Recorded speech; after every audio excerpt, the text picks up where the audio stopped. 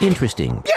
From the humble beginnings of the PS2, Insomniac Games created what's went on to be one of PlayStation's most iconic franchises, Ratchet Clank. 23 years, 18 games, a 6-issue comic series, a movie, short film, and plenty of cameos later, the duo is still blasting through the universe with the most outrageous weapons imaginable. And they don't appear to be slowing down. Okay, they kinda did slow down. Ever since the release of Into the Nexus on the PS3 in 2013, the wait for more RNC games seems to have gotten longer and longer. 3 years between Nexus and the 2016 reimagining, 5 years between PS4 and Rift Apart on PS5, and currently it's been almost 4 years since Rift Apart, not counting the franchise's PC debut in 2023, and possibly another 4 years before we see the next one in 2029. So the rest of the PS5 generation has been relatively quiet for our duo. I mean, we haven't done anything heroic in years. Sure, we've got Size Matters and Secret Agent Clank playable natively on both PS4 and PS5 last year, which is amazing despite not having the greatest experience with both. Cause every RNC game, not counting crossovers, are playable on a single console despite the other 80% still requiring PS Plus streaming. Then we got some merch here and there with stuff like the recent YouTooz reveal, which I want so bad to go with my Funko version. However, because of these long wait times between releases, I have started to wonder, and I think I even seen parts of the community mention this at certain points as well. And that's the idea of the RNC series ending after the next one, seeing as Marvel projects have taken up almost all of Insomniac's time and game output since picking up the Spider-Man IP, and have been spreading to other Marvel properties like Wolverine ever since. So I can understand how the community feels like Ratchet's getting abandoned in favor of Marvel, despite how much Insomniac Games clearly loves the duo, and would probably make a lot more of them if they were given the chance. When you work on a franchise for a long time, it's nice to have a chance to move on to something else. And at the same time, it's also nice to be able to come back to it. And no. Ted Price retiring from Insomniac Games after being studio founder for 30 years does not indicate some kind of shift, so it's less Marvel and more Ratchet. They're gonna stay on the current course, I'm sure. Now, do I think the next RNC should be the last one? And the answer is no, not at all. Because a series like this has a pretty deep well for story content and world building. Plus, Insomniac seems to love making these games too much to stop, and I hope that never changes. Now, do I think the Lombax storyline should be wrapped up in the next game? Absolutely. The reason being is because this has been an ongoing story since 2007's Tools of Destruction, the beginning of the future saga on PS3,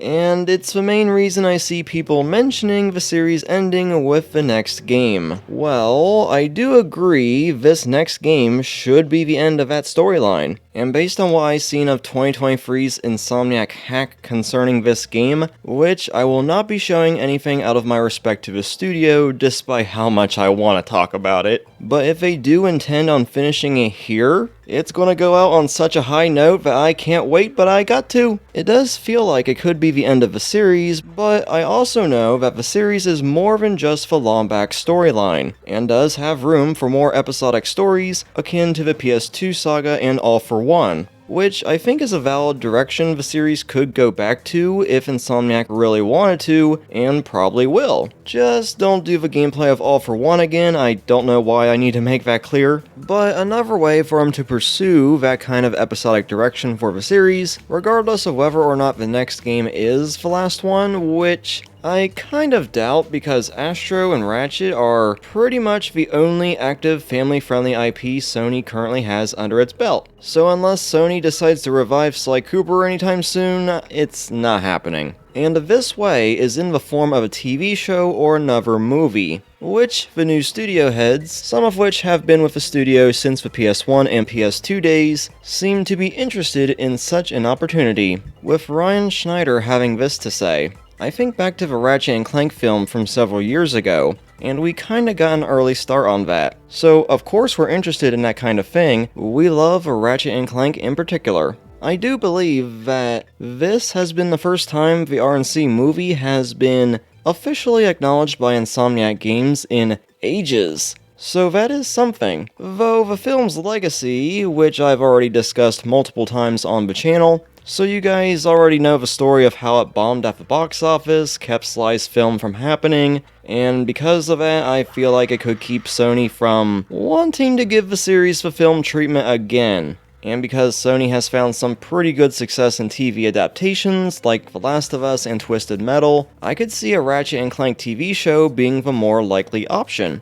And the closest we've gotten to that is the Life of Pi short from 2021, which Insomniac still has not acknowledged its existence. Though I guess there's not too much to acknowledge now, given it's not available to watch by any official means. So, if you want to know more about its sudden disappearance, check out my video from last year in the top right corner. But this is almost the perfect example of what a Ratchet & Clank TV show could be. From the weapons to the humor, everything felt more like a proper RNC project compared to the movie. However, I feel like a show might run into budget issues if it's in full 3D, because of all the planets, the enemies, the weapons, and characters you gotta model and all that. But if made into a Shadow Dark Beginnings styled show, I could see it going a lot smoother, but in either instance, you already have the first movie to build off of, so it'd still have to be 3D animated, partially due to the years of playable Pixar and DreamWorks movie comparisons. Though all that's left to do is don't make the same mistakes as the first movie and live and learn from the Sonic movies. Hey, I had to do it. Basically, take the time to flesh out the story, the characters, the humor, the weapons, gadgets, and all that. This Lombax is young. He does not understand that being a hero is 45% strength, 60% bravery, and 10% raw intelligence.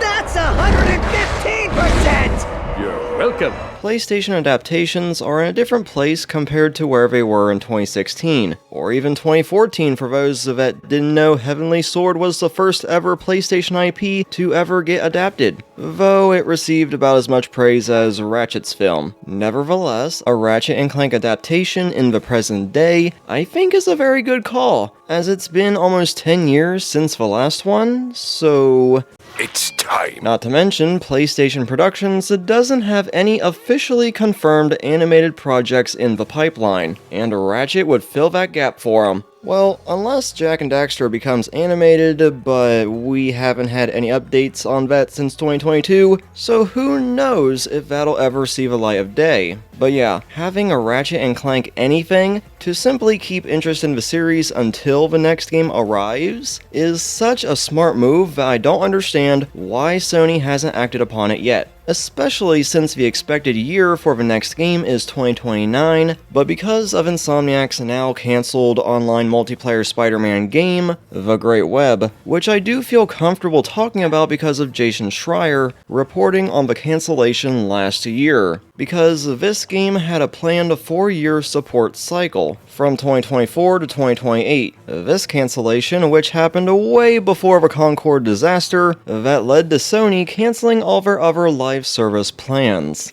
So, it gives Insomniac that much more time to work on their other planned projects, and presumably, online games are off the table completely, and ultimately speeding up their timetable by at least a couple of years. For this reason, as well as another reason that I'll get into in just a bit, implying that the next RNC could release in 2027 instead of 2029, which is something I brought up last year, but I didn't want to put a specific date on anything cause we were yet to learn anything about the Spidey Online cancellation. But there was also a rumor going around recently about this very detail regarding the release year, alongside Sunset Overdrive, another Insomniac IP, coming to PS5. This rumor comes from a Colin Lack. No idea how credible the guy is. I heard he is, or used to be, a journalist, but for who, I could never get a definitive answer on. So I just take everything he says with a grain of salt, including the things he said about Sly Cooper being one of the first dormant IPs that Sony is going to revisit thanks to Astrobot's success and Game of the Year victory.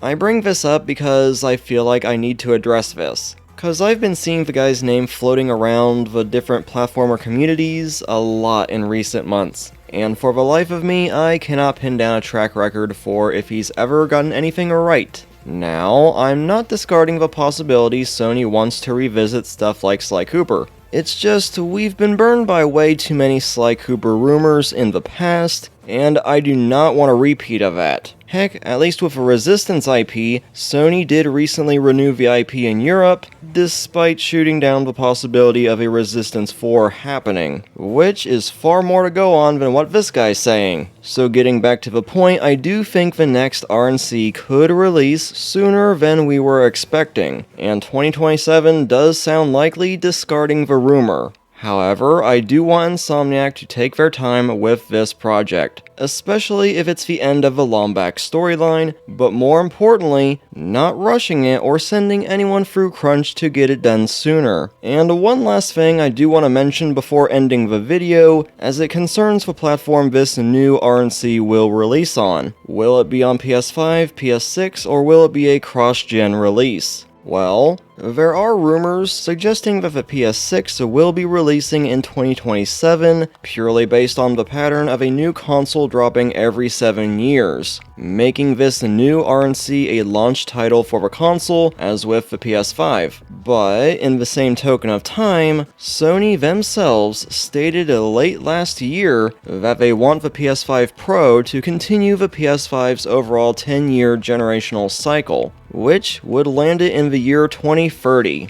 And like the PS5, I'd expect a few years of cross-gen exclusives before fully transitioning to the new console, which Insomniac Games are no strangers to, as Miles Morales was their first and only cross-gen game for PS4 and PS5. And I would hope the same would apply to the next Ratchet, because if a PS5 Pro costs as much as it does, then I would hate to imagine the price of a PS6. Even more so if we live in a world where games costing $100 is considered the norm. Absolute insanity. No! It already took me 4 years for me to get a PS5. If it gets any more expensive, I might as well hang up the controllers. But with that said, I think that's really everything I wanted to say regarding the next RNC game. I know it's still pretty far away, but there's been a lot of things going on that I just wanted to discuss. But hey, if it winds up releasing in 2027, that's also the same year we get Sonic Movie 4, which is kind of a crazy thing to say. So with that said, that's going to be the end of this video, so be sure to let me know what you guys think about all this, and also be sure to subscribe and ring that bell for more Ratchet and Clank content. I know there's been a pretty big delay in content lately, and I do apologize for it. It's just getting harder and harder every day to make content, and I really do appreciate you guys sticking around for as long as you have and being patient with me while I get things done. So again, thank you so much for watching, and until next time, I've been Blue Knight, and just keep on running.